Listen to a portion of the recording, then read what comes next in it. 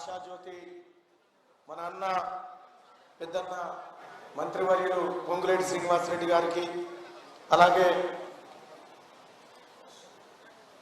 4వ తారీఖు రోజు ఎంపీగా అఖండ మెజార్టీని అందుకోబోతున్నటువంటి పెద్దలు రఘురామరెడ్డి గారికి, అలాగే మాజీ ఎమ్మెల్సీ బాలస్వామి లక్ష్మీనారాయణ గారికి, అలాగే డిసిసిబి చైర్మన్ ఎక్స్ విజయబాబన్న గారికి, రాయల నాగేశ్వర్ గారికి, ఎమ్మెల్సీ పాలేర్స్ ఇన్ఛార్జ్ రఘునాథ్ యాదవ్ గారికి, డిసిసిబి డైరెక్టర్ తుల్లూరి బ్రహ్మయ్య గారికి, కాంగ్రెస్ జిల్లా అధ్యక్షులు దుర్గాప్రసాద్ గారికి, సిపిఐ జిల్లా అధ్యక్షులు రామ్మూర్తి నాయక్ గారికి, కాంగ్రెస్ సీనియర్ నాయకులు స్వర్ణకుమార్ గారికి, జెడ్పీటీసీలు, ఎంపీటీసీలు, ఎంపీపీలు, ఇక్కడికి విచ్చేసినటువంటి సర్పంచులు, కాంగ్రెస్ పార్టీ కార్యకర్తలు, పట్టభద్రులు, అలాగే మీడియా మిత్రులందరికీ పేరు పేరున నమస్కారం తెలియజేస్తా ఉన్నాం. సోదరులారా, పట్టభద్రుల ఎమ్మెల్సీ ఉప ఎన్నిక ఈ నెల 27 తారీఖు రోజు జరగబోతా ఉంది. మీరందరూ కూడా పెద్ద ఎత్తున ఈ ఎన్నికల్లో పాల్గొని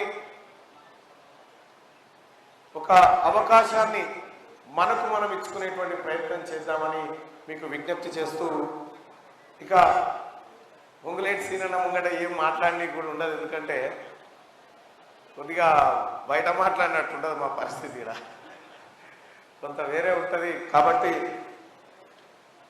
కొన్ని కంట్రోల్లో ఉండాల్సినటువంటి పరిస్థితి ఉంటుంది. కాబట్టి సోదరులారా, 1-2 విషయాలు మాత్రం మీ వివరించే ప్రయత్నం చేస్తా.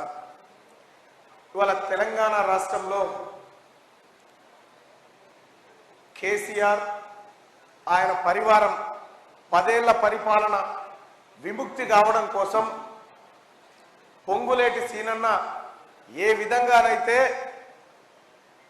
ఎన్నికల సమరంలో కాంగ్రెస్ పార్టీ జెండా ఎత్తి ఈ రాష్ట్రంలో టీఆర్ఎస్ పాలన విముక్తి కోసం నిఠారుగా నిలబడ్డాడో, తీన్మార్ మల్లన్న ఉడతా భక్తిగా కాంగ్రెస్ పార్టీ రాష్ట్రంలో అధికారంలోకి రావడం కోసం నా వంతు చిన్న చిన్న ప్రయత్నాలు చేసుకుంటూ పోవడం జరిగింది. సోదరులారా, వాస్తవానికి కేసీఆర్ మెడల్ వంచిండు, కేసీఆర్ ఏం చేయలే.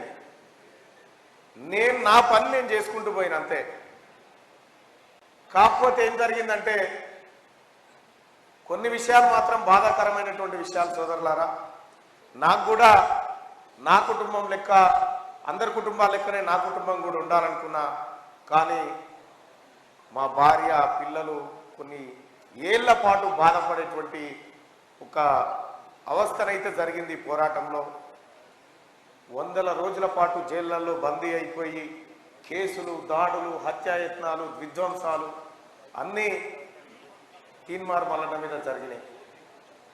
ఏది జరిగినా తీన్మార్ మల్లన్న మీద చిన్న వెంట్రుక వాలినా మా అన్న పొంగులేటి సీనన్న వెన్ను తట్టి నిలబడ్డాడు, నాకు అండగా నిలబడ్డాడు ప్రతిసారి.